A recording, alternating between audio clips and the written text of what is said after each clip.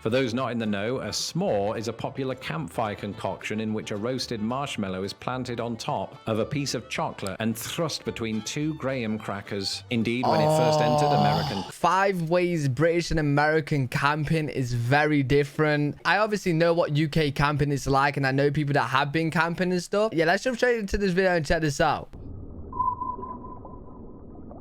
Hello, I'm Lawrence, and I'm on a quest to uncover all of the memos that Britain and America lost in the pond. Oh, I would love to have some like roasted marshmallows or something. And one of those memos pertains to camping.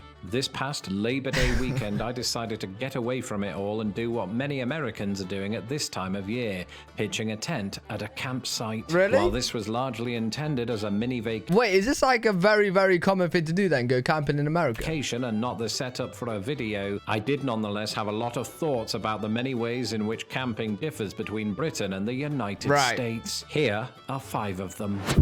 I don't have any evidence for this, but I get the sense that singing around a campfire is a more widely accepted activity in the United States. Firstly, Americans are generally less inhibited when it comes to communal singing, though Brits begin to catch up once alcohol is introduced. Secondly, American horror films tell me that I'm definitely correct about this. Now, this is not to suggest that every American camping trip... Yeah, I can't imagine anyone in the UK singing around, like sitting around a campfire and singing a song unless they was drunk. Immediately devolves into a touring musical. Indeed, during this Labor Day weekend, I didn't even see a single guitar, but the notion of campfire songs certainly exists. Whenever I have heard it in action, the songs of choice range from John Denver's Take Me Home Country Roads to Everything by Johnny Cash. Having never been a Boy Scout, I struggle to think what the British equivalents might be. Several sources seem to indicate a leaning toward traditional songs like She'll Be Coming Round the Mountain or Old MacDonald, but I do expect...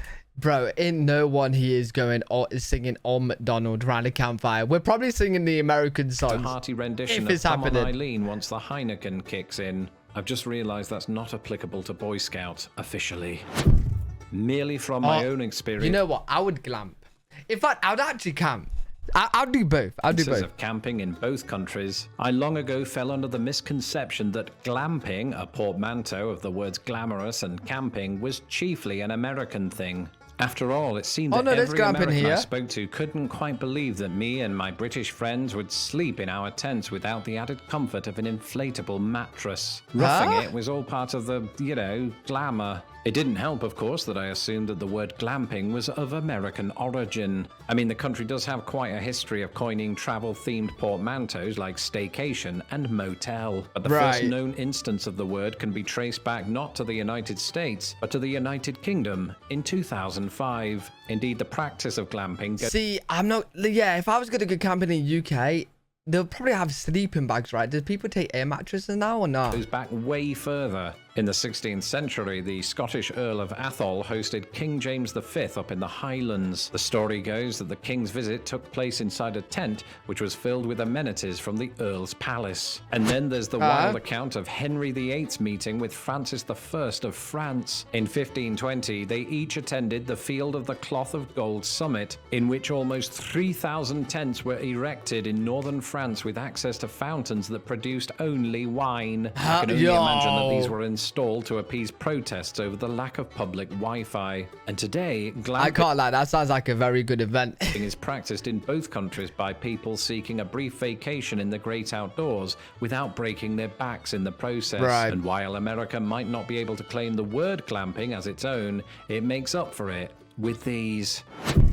When you move to the United States, much like any other country, you spend the first year or 5 asking the question, what is that? This was precisely my response upon hearing the word s'mores for the first time. For those not in the know, a s'more is a popular campfire concoction in which a roasted marshmallow is planted on top of a piece of chocolate and thrust between 2 graham crackers. Indeed, when it first entered American culture about 100 years ago, it was referred to then as a graham cracker sandwich. Oh, that was so good. Recipe for the sandwich was posted in the 1927 iteration of Tramping and Trailing with the Girl Scouts under the name Some More.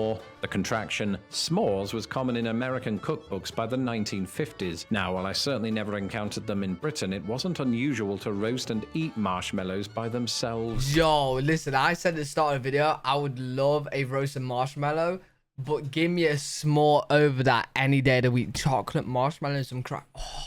That said, since I left the motherland 13 years ago, there have been efforts among British bloggers and vloggers to recreate digested biscuit onto a baking tray, stack 4 squares of chocolate and 2... Oh, that sounds so good. With graham crackers and Hershey bars harder to come by across the pond, these are often substituted with digestives and Cadbury bars. While this might appease the odd, sometimes very odd American, it's a little more difficult to replicate this. Right. As I tried falling asleep on the inhibitively comfortable mattress, the difference in nighttime ambience between the United States and my homeland was stark. Here in the Midwest, it's highly likely you'll be serenaded, as I was, by the sound of not just crickets, but cicadas. And maybe like bears roaring.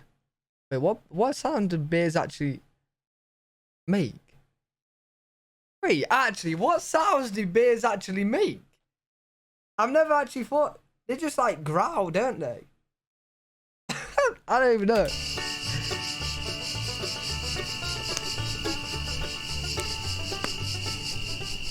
On the surface, this combination does sound quite soothing, but as someone whose brain comes alive after midnight, I made the mistake of recalling then and there that what I was hearing were mating songs. And let me tell you, nothing signals insomnia like the thought of cicadas going at it, especially when you consider that when it's all over, the males just die. Huh? It's awful. Even as the female delivers their offspring, the males are notably absent, a trait often shared with humans. Wait, so they mate and then die? After this, though, the female cicadas also die. It's just sad. Anyway, the ambience... Wait. So the male mates, then dies, then the female gives birth, then dies. Bro, what? In Britain is quite different. In the absence of cicadas and crickets, it's the elements whose voices call loudest, as the nighttime winds let the tent know who's boss. This in turn prompts nearby trees to creak, and since Britain is often given to light precipitation, I spent many a camping trip falling asleep to the pitter-patter of rain. Of course, much of the US is no stranger to this. It's just that in the Midwest, and most certainly in the Deep South, rain tends to be heavier and less conducive to a good night's sleep. The same might also be said of these. It doesn't matter how many times I tell... Yeah, wild animals. Yeah, you guys got the bears coming out. You guys have a lot more wild animals than us. myself that this isn't the actual wild. There will always be a small part of my brain that wonders how you successfully fight off a bear. At least that has become the case since I started camping in America. And while Illinois isn't noted for its bear population, the same cannot be said of other places I've camped, like West Virginia. The mountain state is reportedly home to 8,000 black bears. Thankfully, though, black bear attacks on humans are extremely rare. But facts have no meaning when it's dark outside and everybody else is asleep. Oh, that'd be Another so animal scary. that British campers don't have to worry about is raccoons. I've actually lost count of the amount of times Americans have warned me to keep an eye on my cooler while camping, and that's because raccoons have quite the history of breaking into them and stealing your bratwursts. In extreme, raccoons have quite the history of breaking into them and stealing your bratwursts. In extreme cases, they might even take the entire cooler, so it's a good idea to secure it with a bungee cord and affix the cooler. Yo, these raccoons, man. Yeah, in the UK, all you got is like squirrels, rabbits, foxes.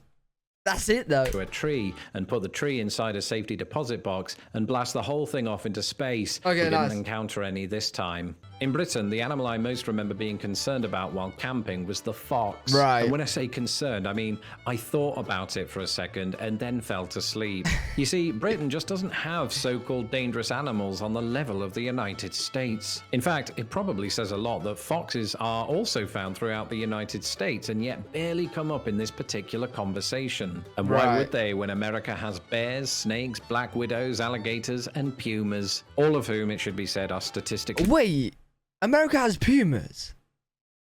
What? ...be very unlikely to trouble you while camping. That's it for this episode. Let me know in the comments below if you have any plans to go camping. My name's Lawrence Brown. You can follow me. Yeah, I've never been camping, but I maybe should one day. I'll probably do more of glamping than camping. I don't know. But let me know if you've been camping. Let me know what it was like. I really want some s'mores. I'm not gonna lie. Those s'mores sound so good. Let me know in the comment section if you guys ever experienced any wild animals when camping. That would be interesting to know. But yeah, really good video. Enjoyed that. I hope you guys enjoyed it as well. If you did, make sure to leave a thumbs up. Subscribe for more content. I'm live every single day on twitch.tv/LPWG. If you guys want to check me out over there, I'll see you all in the next one. Peace.